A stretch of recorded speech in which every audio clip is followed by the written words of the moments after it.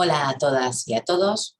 Soy la doctora Pepa Burriel, profesora de Derecho del Trabajo y de la Seguridad Social de la Universidad de Barcelona, y quiero agradecer la oportunidad de poder exponer mi ponencia en el tiempo que nos indica la organización.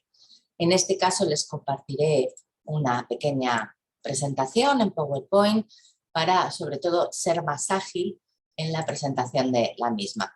Como pueden comprobar, el título de mi ponencia es la necesidad de la enseñanza del derecho del mundo del trabajo en los institutos. Una propuesta para España.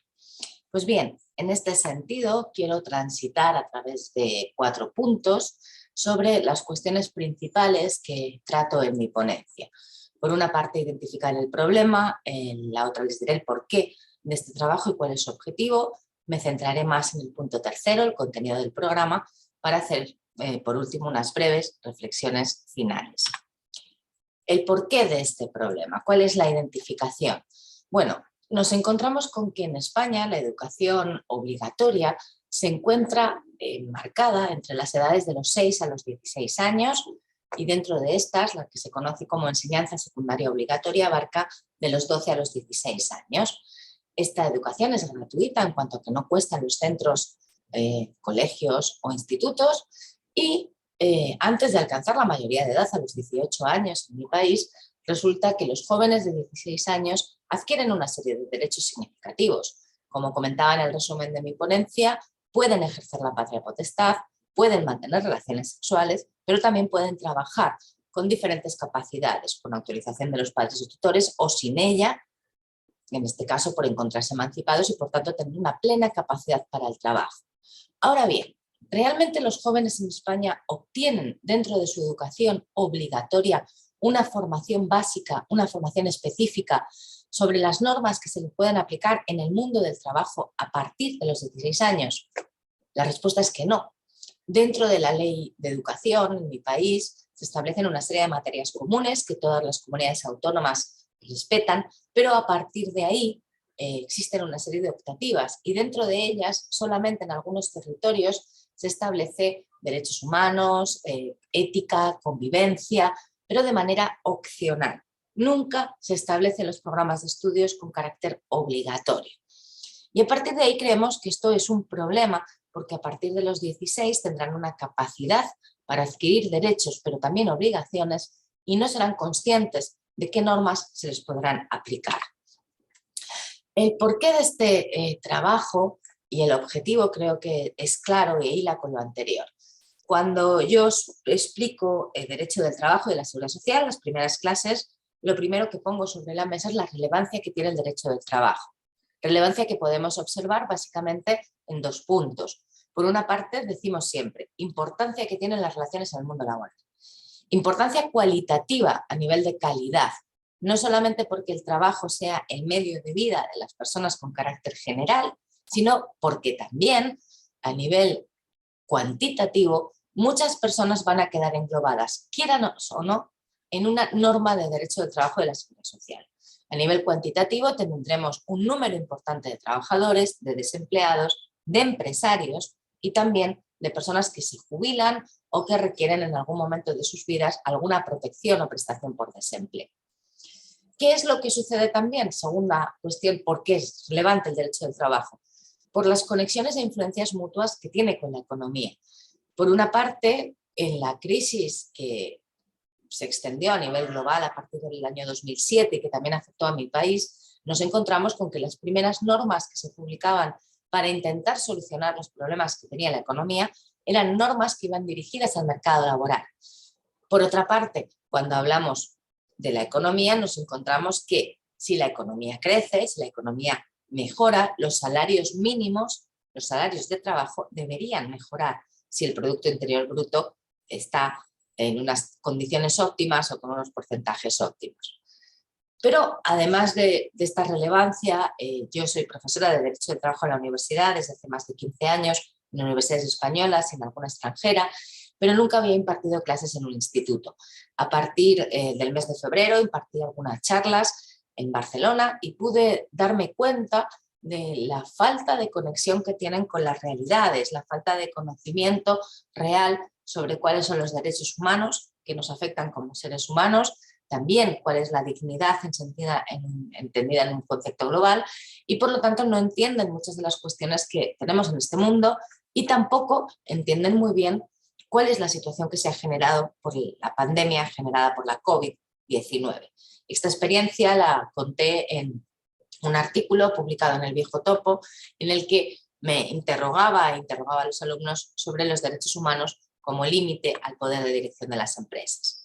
Pues bien, centrándome en el contenido del programa de estudios, yo creo que es absolutamente necesario, identificado el problema y viendo los objetivos, que en los institutos, entre las edades de 14 y 16 años, se imparta con carácter obligatorio una asignatura de 1 hora a la semana sobre derecho y trabajo. Y en este sentido tendríamos 4 líneas de trabajo a abordar. Una primera sobre la reflexión del rol que ejercemos como ciudadanos en las democracias actuales, una segunda sobre la valoración del ser humano como persona digna de derechos, obligaciones y también de garantías, una tercera centrándonos en los derechos humanos y la aplicación que pudieran tener en el mundo del trabajo, y una cuarta, más extensa, sobre el trabajo y el derecho del trabajo. Comenzaríamos por el tercer curso abordando los siguientes temas, y en este sentido la línea 1 que les comentaba tendría o podría tener al menos este contenido. Hablar de los ciudadanos como agentes de cambio, ver cuál es el papel que tienen, insistiendo en los conceptos de ciudadanía y democracia, algo que nos ha costado mucho en algunos países asumir, pero que es absolutamente necesario. Por otra parte, ver esos movimientos sociales y sindicales que se generan, buscar los fundamentos de los mismos y también comprenderlos en el contexto de la globalización en el que nos encontramos, y establecer que somos ciudadanos que comparten y conviven en un espacio público. Y por eso mismo hay una responsabilidad global que se genera, por ejemplo, en el uso correcto de una mascarilla. La segunda de las líneas establecería al menos estas 4 temáticas: reconocer e identificar las desigualdades sociales, las económicas, políticas de los diferentes estados y regiones del mundo, añadiéndole el análisis desde las diferentes perspectivas e intereses presentes de las prácticas morales, jurídicas y sociales de los países. Está claro que no podemos juzgar con los ojos de la sociedad en la que vivimos el resto de las sociedades existentes, y por lo tanto hay que ponerse en el aprendizaje de determinados valores culturales y valores sociales junto con la empatía para poder entender el mundo que nos rodea. Y al mismo tiempo las organizaciones internacionales también a lo largo y ancho de este mundo ejercen un papel significativo. Por ejemplo, durante la pandemia la Organización Mundial de la Salud nos daba noticias casi todos los días acerca del avance de la epidemia y por lo tanto también de las directrices que deberíamos seguir. Y en este sentido recurrimos al último de los aspectos significativos, que es el diálogo argumentativo como una herramienta de construcción de acuerdos. Y si se fijan en la pantalla superior, a la derecha tenemos establecida una viñeta de Mafalda que sería justamente lo contrario de lo que estamos proponiendo. Y es algo en lo que insistimos mucho en derecho. Cuando decimos, cuando no podemos discutir la ley, debemos discutir los hechos. Cuando no podemos discutir los hechos, discutimos la ley. Y cuando no podamos discutir ni una cosa ni la otra, aporrearemos la mesa. Claro, con esto no construimos, con esto destruimos. Y lo que tienen que entender nuestros jóvenes es la importancia del diálogo argumentativo, fundamentado, y la importancia de llegar a acuerdos, no solamente para evitar conflictos, sino para tener una sociedad mejor. La tercera de nuestras líneas se centraría, como les indicaba, en los derechos humanos, hablando del catálogo de derechos humanos y que son de obligado cumplimiento, pero centrándonos también en cuáles son los derechos humanos que están más relacionados con el mundo del trabajo, en el entendido de que las personas, cuando ingresamos en una organización empresarial, no abandonamos ni colgamos de una percha nuestros derechos humanos. E hilando con esto, es fundamental situarnos en el momento en el que estamos viviendo y en el avance imparable de las nuevas tecnologías. Estas nuevas tecnologías son muy ventajosas y tienen beneficios, pero también tienen un lado muy perverso, entre ellos el incremento del poder de fiscalización de las empresas. Es por eso que considero absolutamente necesario situarles en ese marco para ver hasta dónde podría llegar una empresa y hasta dónde no, generando también una valoración crítica y una actitud crítica, no solo con las empresas, evidentemente, sino también, por ejemplo, con los medios de comunicación.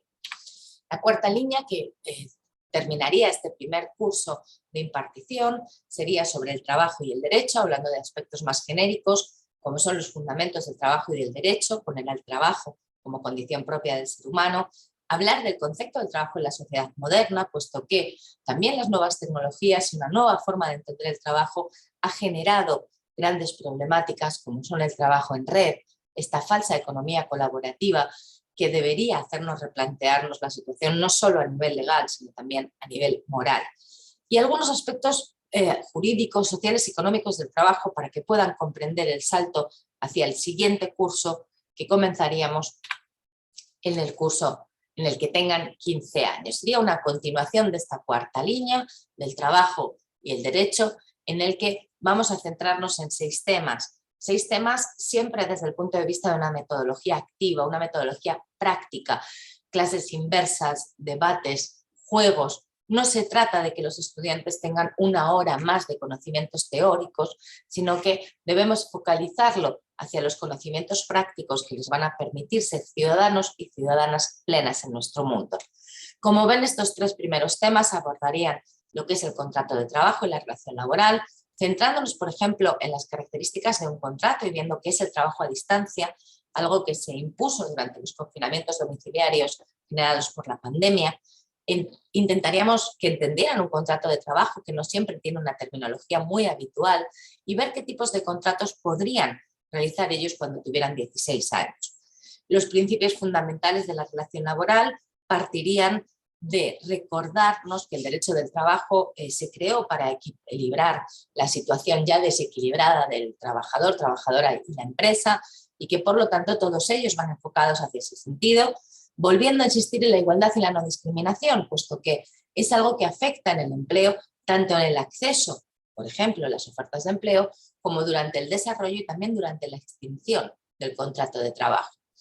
Y en el régimen jurídico, en el tema 3, hablaríamos de los derechos y obligaciones que tienen ambas partes, del trabajo de los menores de 16 y de la protección que ellos tendrían de aquellos trabajos que no pueden hacer legalmente entre 16 y 18, y 2 figuras que tiene la empresa que me parecen fundamentales, que son la movilidad geográfica y la modificación sustancial de condiciones de trabajo, porque así podrían llegar a entender realmente que la empresa les puede enviar a otro lugar a trabajar preavisando con poca antelación en mi país y ese lugar puede estar situado en nuestro territorio o fuera. Y ya en el último tema nos centraríamos en lo que serían condiciones de trabajo básicas como el salario y el tiempo de trabajo y de descanso, estableciendo cuáles son los mínimos legales de ambos, cómo se determina el salario, cómo se reclama el salario que no se haya pagado y también el por qué tenemos que limitar el tiempo de trabajo máximo. Presentismo digital y presentismo laboral son conceptos muy interesantes para debatir, al igual que cuáles son los permisos de trabajo que pudieran tener los trabajadores en una empresa. Y finalizaríamos con la ruptura de la relación laboral. Hablaríamos de la suspensión como una causa posible en el que se queda en stand-by el contrato de trabajo, tanto por circunstancias personales de la persona trabajadora como por circunstancias de la empresa, qué documentación nos tendrían que entregar y qué protección social podríamos tener en el momento en que dejáramos de trabajar o tuviéramos una circunstancia de enfermedad, de paternidad o de, por ejemplo, jubilación. Como breves reflexiones finales, creo que ha quedado claro que yo creo que es absolutamente necesario que esta formación sea obligatoria y nuestros jóvenes deben ser ciudadanos y ciudadanas activas, reconociendo cuáles son las funciones básicas que tiene una sociedad democrática, pero también entendiendo el mundo que nos rodea, el papel de las instituciones, el papel que pueden ejercer ellos. Deben ser críticos y deben asumir esa postura para también saber afrontar cuáles son sus derechos y con sus obligaciones. Ellos son el futuro y ese futuro no podemos determinarlo sin más, dejándolos al libre albedrío de la tecnología, al libre albedrío de la práctica y de lo que les pueda pasar en el futuro, sino que lo que nosotros tenemos que hacer, como decía Lancay, es construir ese futuro. Muchas gracias.